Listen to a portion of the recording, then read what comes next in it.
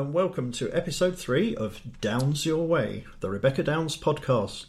I am Colin Speller and I'm joined today by Rebecca herself. Hello there. In the first 2 episodes we looked at Rebecca and Steve's roots, both personal and musical, and we had planned to move on to look at how they got together and started working on their joint material. But the best laid plans and all that. At 24 hours notice there was an opening slot at Planet Rock's Rocktober to be delivered, and since that weekend it has proved impossible to get Steve, Rebecca and me together in one place with enough time to record an episode. With that situation looking set to continue, we're going to do a different episode this time and return to the next stage of the Downs Burkitt story later, hopefully in the next episode. And this is indeed a very different episode because Rebecca and I are going to reverse roles. Yoo!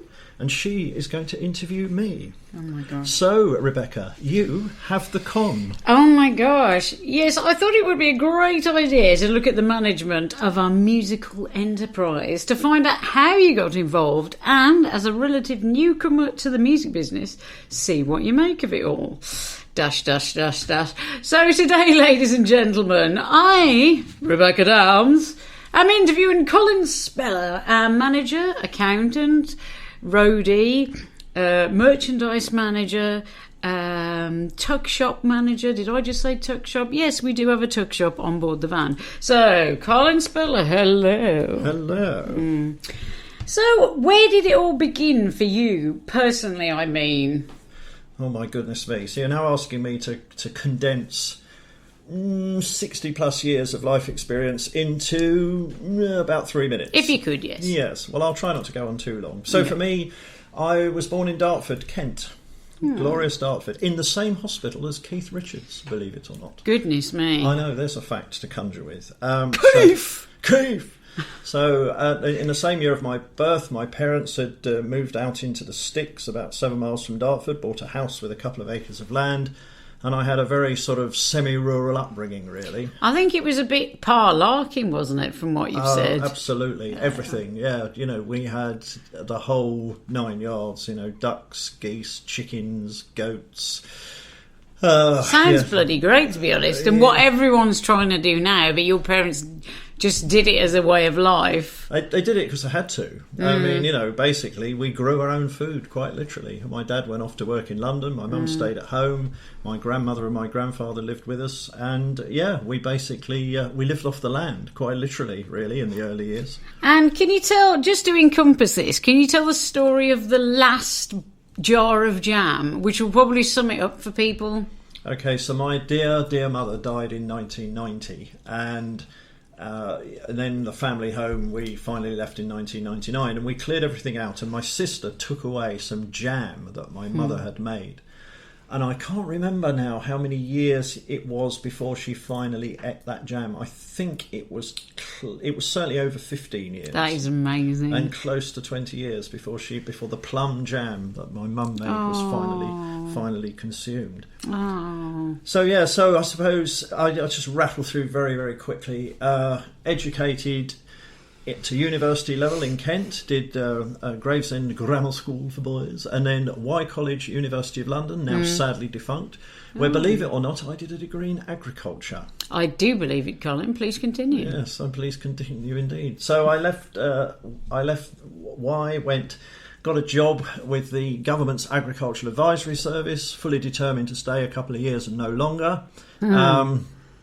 Did 10 years as an agricultural advisor, 6 in Lincolnshire and 4 in the north, based in Leeds, when I worked right up the east coast as far as the Scottish border and sometimes beyond. And then with parents in failing health, I needed to return south, so I moved to Cambridge.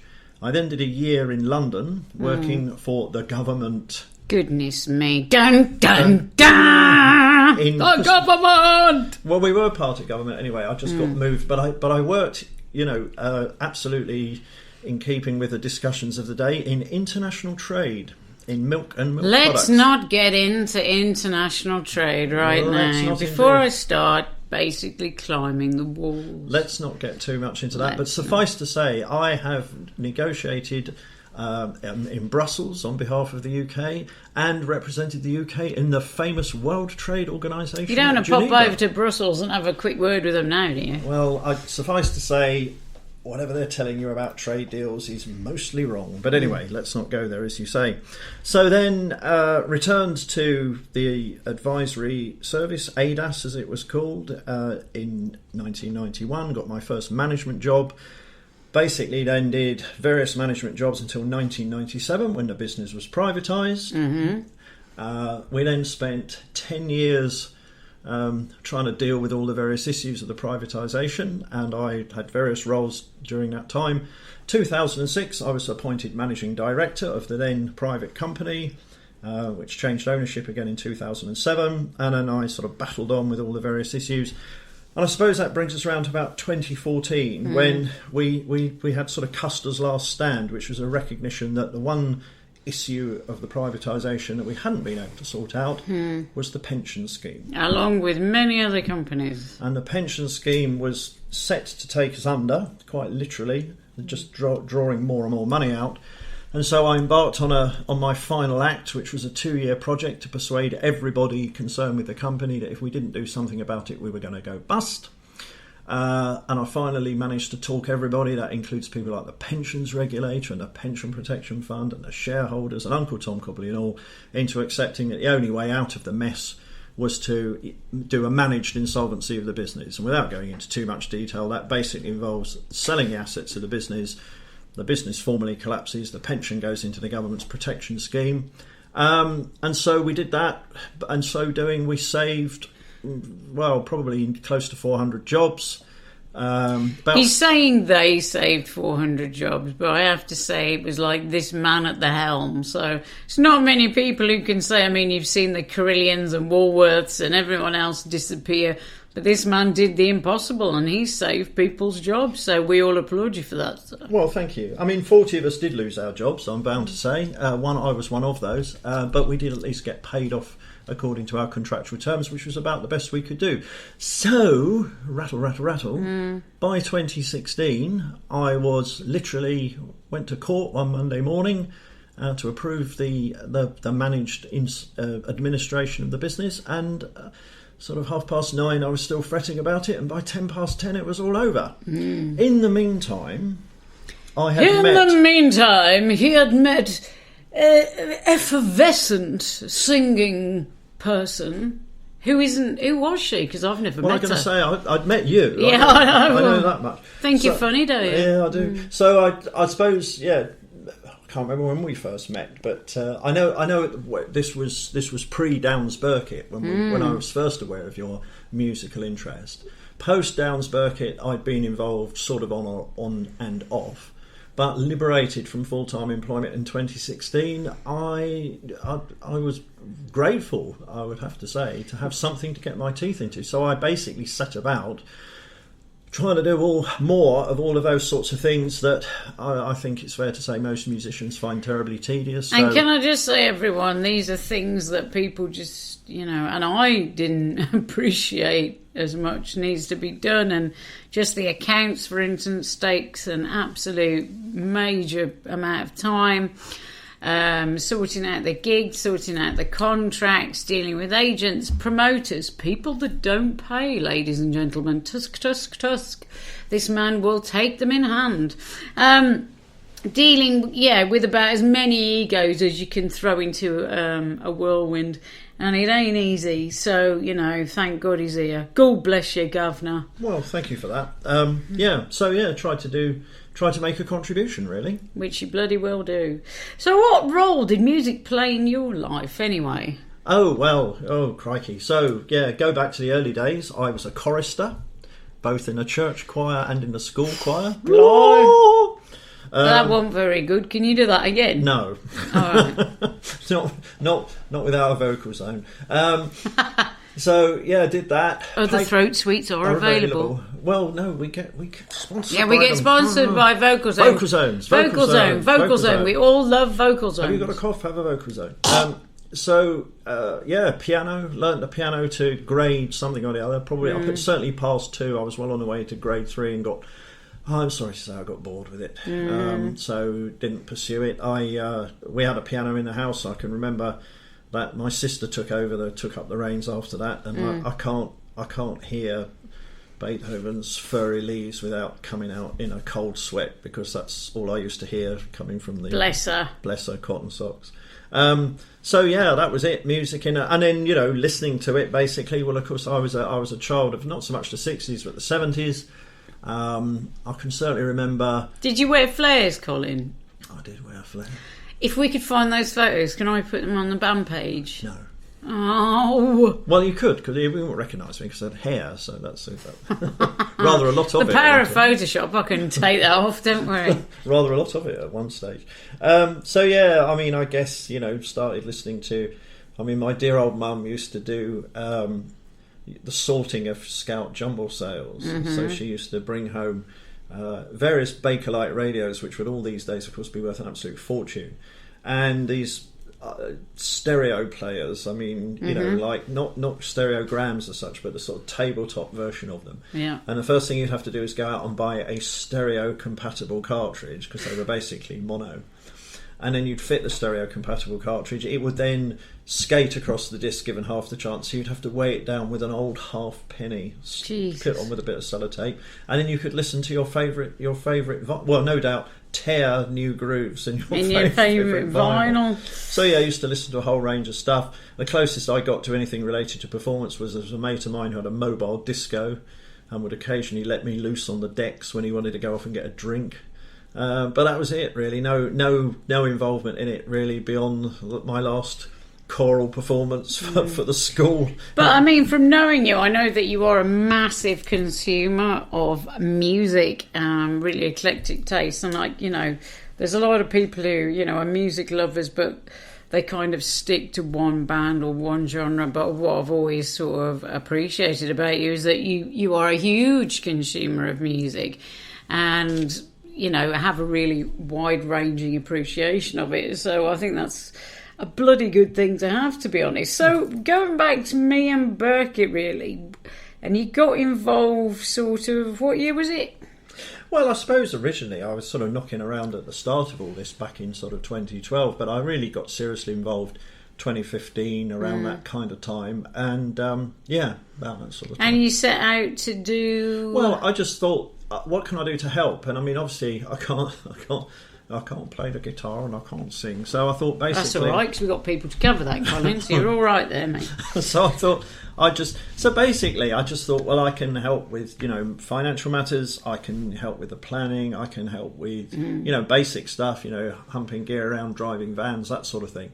And I suppose over time, and particularly once I got kind of liberated from work, I sort of saw an opportunity to really help kind of develop a strategy, and to just basically do those things which, because you're so tied up with the creative side of it, and although you do, I take my hat off to you, you do an amazing amount with the social media, and you were doing the gig organising and all that sort of stuff, you were doing the merchandise, but there is, and we'll come on later I'm sure to talk about, if you're an independent act, there is just so much to do that I thought, well, there's plenty of opportunity for a non-musician to get involved here and to try and bring some order to it, really, to be honest. Some order in the chaos. In the chaos, in the mire.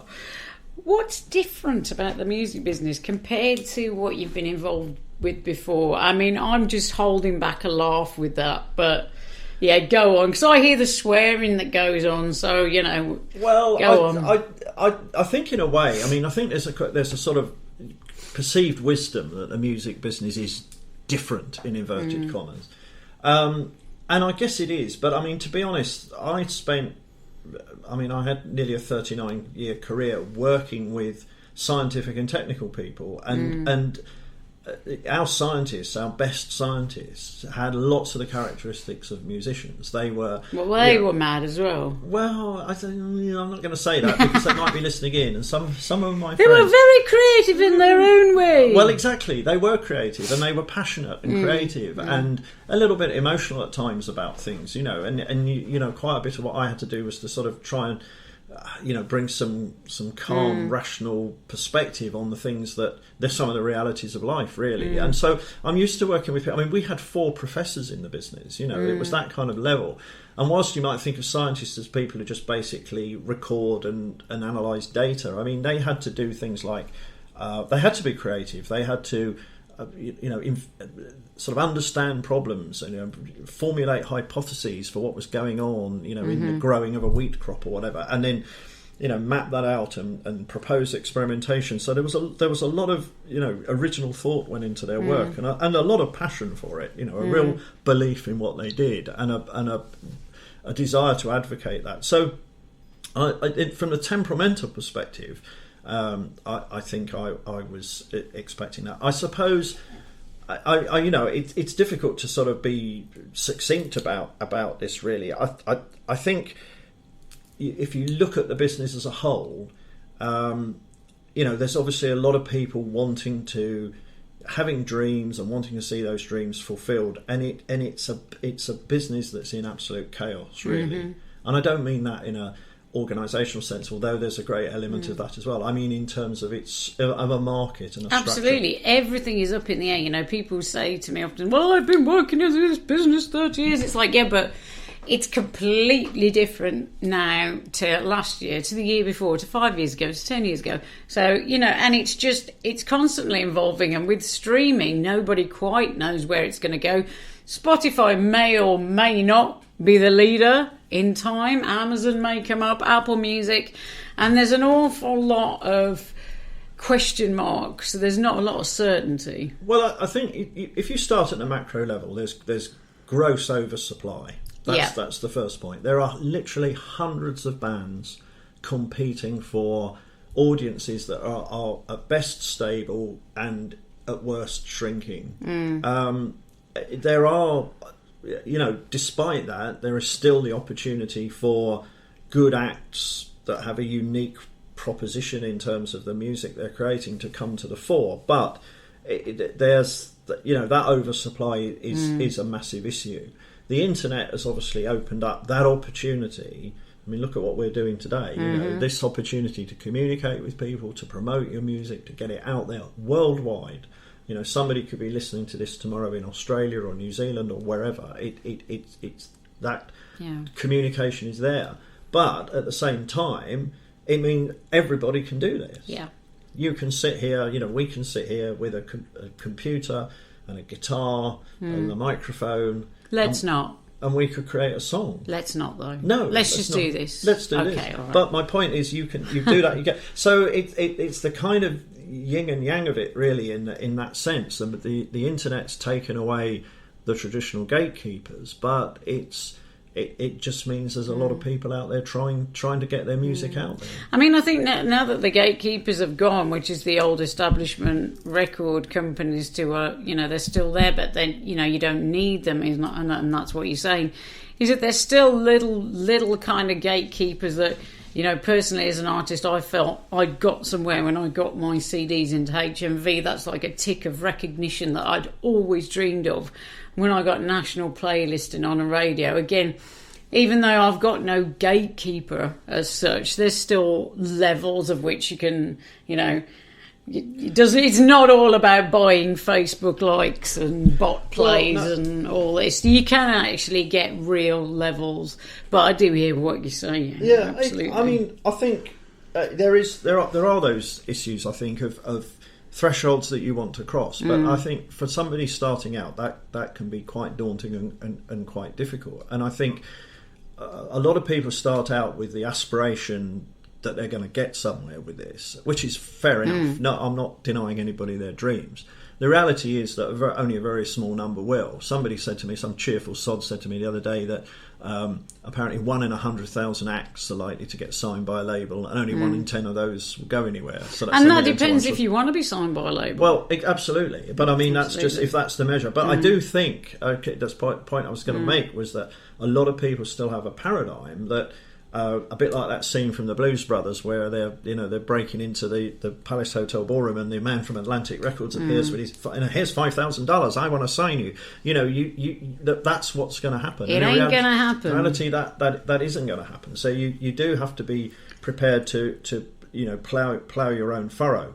But I think what the oversupply creates, and one of the observations I made early on, I think is a sense of intense competition. Yeah. Which seeps into the artists and affects them, and affects them, negatively, because they fear kind of being left behind, and that creates that environment where you see people. And again, one of the early lessons for me was to sort of understand that a band that has 20,000 likes on Facebook may be there by virtue of having got 20,000 people genuinely interested, and may equally be there because they've gone out and paid somebody to deliver 19,999 likes for them. But that comes out of that feeling, I think, of wanting to appear credible and to appear ahead of the game. I totally understand any artist that's done that's bought bot plays on streaming,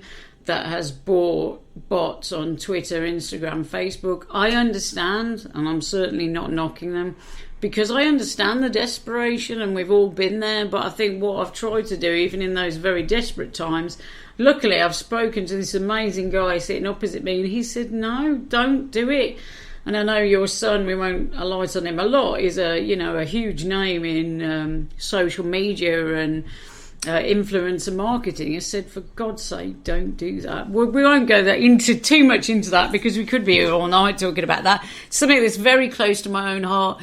And I think, as you say about competition, I learned very, very early on, although this is not an interview with me, so I'm going to keep it short, that in life you're only ever in competition with yourself. And I would really implore every other artist to try and think about that. Somebody else's successful failure does not, signify your successful failure. You're on your own course, run your own course, because otherwise you'll go insane. And I do mean that. I'm mental health. I've suffered myself, and I do mean that. Don't see what everyone, you're going to see what everyone else is doing. But if somebody else has been successful, that doesn't mean you're not going to be. And if you've been a bit successful, doesn't mean somebody else isn't. It's just up to the individual. So just run your own course, run your own life. Try and let go of some of this competitive nature, because it isn't the Olympics. It's making music. It's different, kids, it's different. That's absolutely. And I think the point is that more people now understand this stuff. And, point one, I think if you buy following on social media, you're kidding yourself. A key part for an independent artist is to use Facebook and use its power to advertise. Well, if you've got N thousand followers and 80% of those are bots, you're paying to advertise the bots, which is not going to get you anywhere. And also, you can see this stuff. There are tools. My son taught me about this. Social Blade. There's an artist in our sector, no names, no petrol, whose Instagram following went up by 5,000 in a day. In a day. Was he or she on national television, Colin? No. So, wow, how amazing. And they hadn't slept with a member of the royal family or anything like that. Can I sleep with a member of the royal family? Not yet. Is that down the line? Yeah, that's all right, leave that then. Strategies, okay, all right. Yeah. But and you can see this, and you can see that kind of thing. A 30+% increase overnight with, as you say, no background, and you just know they've gone out and bought that stuff. And people can look at this and people can see it, and you can also see the what goes on with the interaction you get. Unfortunately, though, it's still rife, and the latest, as you've alluded to, really is Spotify. People, label artists are having Spotify plays bought for them. If you want to, I've got to be careful here, I can hear the lawyers warming up. If you look at an artist on Spotify and look at their about section and look at where they're being listened to, if they're predominantly being listened to in South American countries or in Far Eastern countries, then the chances are that those are... Not all the time, of course, Colin. Let's be... And again, these artists may not even know that that's the case. No, I'm not accusing you. I'm just saying that I think there's evidence. So... and there's a lot of evidence to support that. You can Google that, folks, and it's pretty much out there.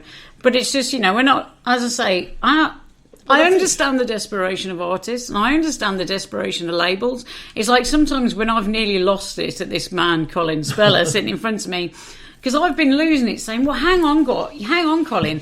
Everyone is doing this. Everyone's buying bot plays. Everyone's buying Facebook likes. Everyone's buying...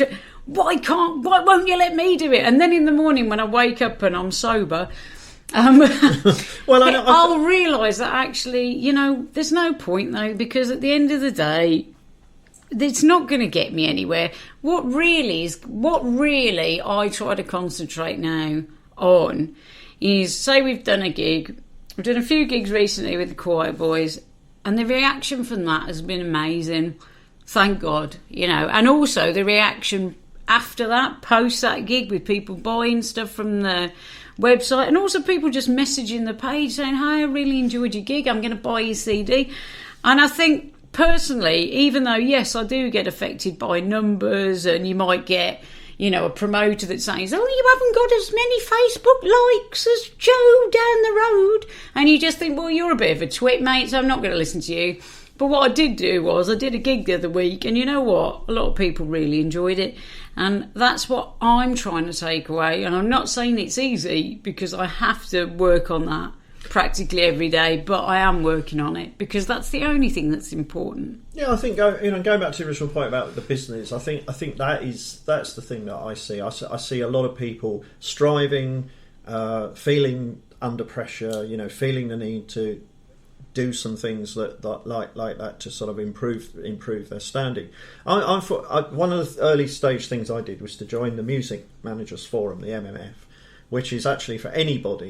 You don't have to be a, in inverted commas, music manager. You could be like the guy or girl in the band who leads it from that point of view, drives it. You can join. It's about 120 quid a year.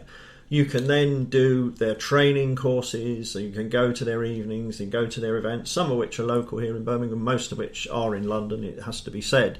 And you will hear from the top people in the business. It Elton John's people? And it was huge people. We're talking absolute industry. Been there, done massive it, people. Got the T-shirt, and although some of their experience is by by virtue of that, so a little bit different in some senses. The fundamentals are there, and they kind of they will help people through this stuff and help you. And that's really where I picked up a lot of my information from, and some online resources that I've used, and generally just trying to, I suppose, going back to the earlier question about what did I bring to this, so just trying to bring that kind of critical thinking to what can be a whirlwind. And I see it with other people. I see it on social media now, and I see the implied pressure that people feel under. It's huge pressure. Yeah, and it's from people who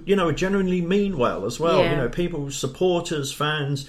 But oh, look at what so and so's doing, and you should be here, and why aren't you on at this bill, and why aren't you speak to him and speak to her, and kiss that person's arse, and you just think, I'm a pretty reasonable person, but I'm not going to go around schmoozing up to people just to inflate their egos. But I will be polite and nice. Yeah, no, I think that is I see as an important part of my role is to be the still small voice of calm in the background saying, should we be doing this? Don't buy those 5,000 bots, Rebecca, well, you idiot! To be fair, you've never ever suggested that, but I think... I got close to it once because I nearly lost me rag, but you got me on the straight and narrow. Yeah. Well, we try, really. I mean, and I think... And what's quite funny, sorry to cut you in, is you could buy all this stuff and then the platform could just go bust tomorrow. It's like, get your subscribers in, folks, because you're never going to lose their email addresses, but you never know.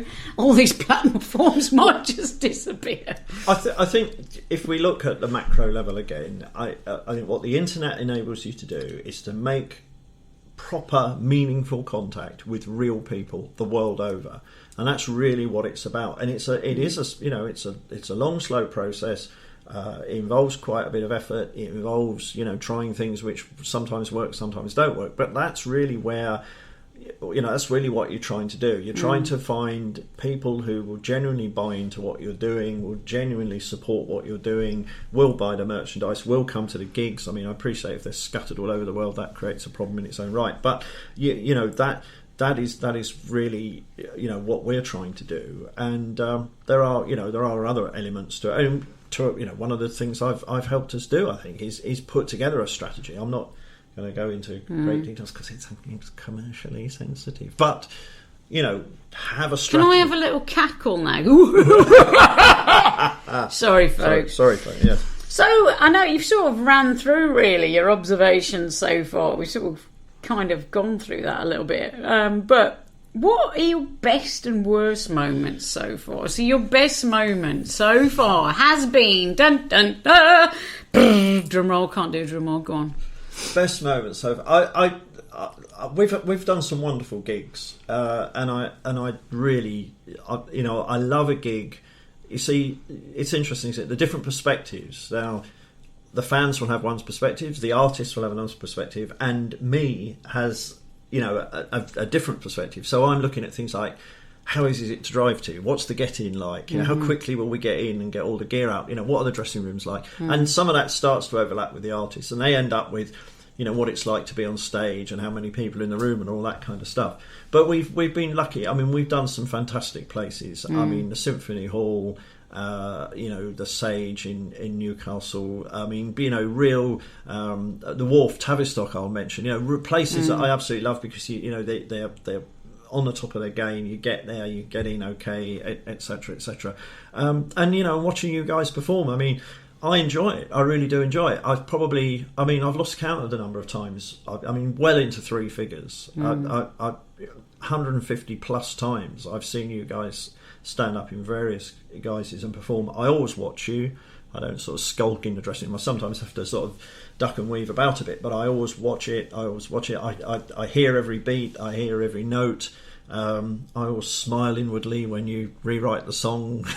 I have no idea what you mean, Colin. I remember all of my lyrics. Thank you. Thank you very much. She's glowering at me now. No, that doesn't happen very often. But and I understand. I see that the pressures that go on you guys, and I'm always absolutely amazed at how you perform and whatever the circumstances and whatever the sound check's been like and whatever the noise is off, you're up there, you're doing a grand job. So that's been, it's though that, I mean, I can't think of a particular best moment. I just love a good gig when it goes well. You're happy, we're happy. It's great. So what was the worst thing, Colin? Do you think the worst moment so far? Oh, crikey. Well, I suppose I can think of a couple of occasions where it's got so fraught. There was one famous occasion where we'd driven a long way. Standard. We'd arrived early, not standard. We'd arrived very early to a venue where they were setting up a new PA. Yes, I recall this event. They were running around bumping into one another. Despite getting there hours early, the sound check, as ever, went up to the point of doors and had barely finished when the venue owner came stomping in, having shown little ability to organise things in terms of the installation of the new PA and little interest in the sound check, came storming in and rushed up to me and said to me it was too loud. You guys were already quite fraught, and I sensed some of that, and I mean, I just basically lost it. I don't blame you. Well, I'm surprised you don't lose it more often. I have to say, the amount of crap you sometimes have to put up with. But yeah, and that happens quite a lot at soundcheck. Somebody will have taken zero interest in the sound. We'll just run up and go, it's too loud, or it's too quiet, or it's too this, or it's too that, and you just think, well, where have you been for the last 3 hours, mate? I think it's for me, the pressure of you guys is on the stage and what you find in terms of the quality of the sound and the number of people who turn up and the reaction you get, and I understand all that. For me, at my level of involvement, it's a combination really of the organisational stuff and like the get in and the get out. I mean, famously, I remember unloading the van once in the middle of a street in what could best be described as a piss up. Yeah, I remember that one too. People sort of bumping into us, going, "Oh, all right, mate, you're going to play a guitar, are you?" Yeah. You're like, "Yes, sir. I'm going to go on the stage and play a guitar, sir." And when you support band gigs where you've got to get the stuff off the stage and either in nanoseconds. Yeah, famously once walk out through the audience who try taking a bass drum in a case through an audience. They don't tend to part very very easily and get a bit eggy when you wrap them around the back of the legs with it. Or, in some corridor that's about 2 foot wide and a lift that basically holds one person and all of that. And then outside of the gigs, I mean, just some of the admin stuff, some of the conversations you have with people, some of the email chains, the unanswered emails, the emails. Don't even talk to me, because I remember that, and I've passed on that job to you, which is, I'm glad to have passed on that job to you, to be honest with you. But I mean, the other thing is, I think we've run over once by 2 minutes as a support, and we were absolutely shouted at like we've literally, run over by half an hour, and we're pretty nice to people who tend to run over on ours, although it does massively pee us off, so please don't do it.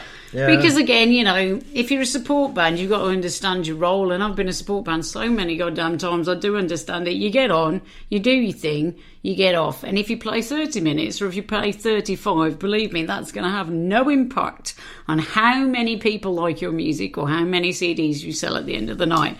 But you will pee off the main band and the crew and everyone, because you're probably a local support band, and we've probably travelled about 4 hours, so please don't do it. So we've been absolutely kicked from pillar to post for doing it, and we try to be a bit nicer about it, but sometimes that doesn't pull off. So, other observations. Tell us about some of the people you've met, Colin. Interesting folk along the way. Well, I think going back, I suppose, to the original question about the music business, we've had a lot of people involved, and almost all of them have had some impact, positive impact on what we've done. Yeah. I just think, there's been some interesting characters along the way, and I think with libel law being as it is, I'd probably best not name them. But I always think that if we were to have a gathering to kind of celebrate where we've got to and any sense of achievement we had, it would be a room full of very interesting folk. I don't think I'd be attending that party. I'm only joking. I'd love to be there. I think there is a general issue, though, for bands starting out. As I said earlier, I go to the MMF things. I've been fortunate enough to be lectured by people who've been there, seen it, done it, got the T-shirt, and these people are at the top of their game, and of course they can pick and choose who they work with, and you're very, very lucky if one of those will pick up an emerging act and work with them. At the other end, the starting out end, there are lots of people who will wish to get involved for all sorts of reasons, will wish to take your money, that's an obvious reason, but also otherwise wish to get involved. And all I would caution, I think, is that you have to be careful as to the quality of those people, their motivations, their track record, and just try to determine, whether it's going to work. Keep an open mind. Don't just reject everybody. But similarly, don't play along with people who clearly are just there to on some sort of trip. Can I just say, from an artist's point of view, that if someone comes up to you and promises you the world, you're going to be a star, you'll have your name in lights by the end. Literally, as soon as someone comes out with big things like that, walk away, because it don't happen like that. They're talking about getting from A to Z. What you've got to navigate is A, B, C, D, E, exactly. Yeah. So if someone comes along saying, I'm going to make you a star, we're going to do this, that and the other, take a massive big pinch of salt, in fact, probably a vat of it. Okay, so where do you think we go from here, Colin? Well, into outer space and beyond? As I said earlier, I think we have a strategy. We will pursue it. Doing things like the podcast is part of a strategy of having real fans out there that we're trying to communicate with and keep in touch with. Little squeak in the background from Ralph is obviously getting bored with this. All right, we won't be long, mate. And I think, we are seeing increased engagement across the board. We are seeing a more and more positive reaction to the music. We've had some radio play. We hope for some more. That's really what it's about. And there's a lot of work to be done. And I'm up for it. I enjoy it. I love doing this. It's great fun. We meet some great people. We've got some great fans. We'll keep at it. I'm very lucky to have you. So I'm going to hand it over. Thanks very much for talking to us, Colin. You've been bloody brilliant. And over to you, my dear. Well, thank you for that. Thank you for interviewing me. Thanks to everybody for listening. As ever, if you have any comments or feedback, please get in touch. As you know, we do a merchandise discount code with these podcasts, and the code for this episode is Speller, in capitals, SPELLER. If you go to RebeccaDowns.com/shop, order your stuff, put that code in at the relevant place during the checkout process, and you will get 5% off. The code will be valid for 2 weeks from Monday the 28th of October 2019. So, from me, thank you for listening. See you next time. See you next time, guys. Love you. Always been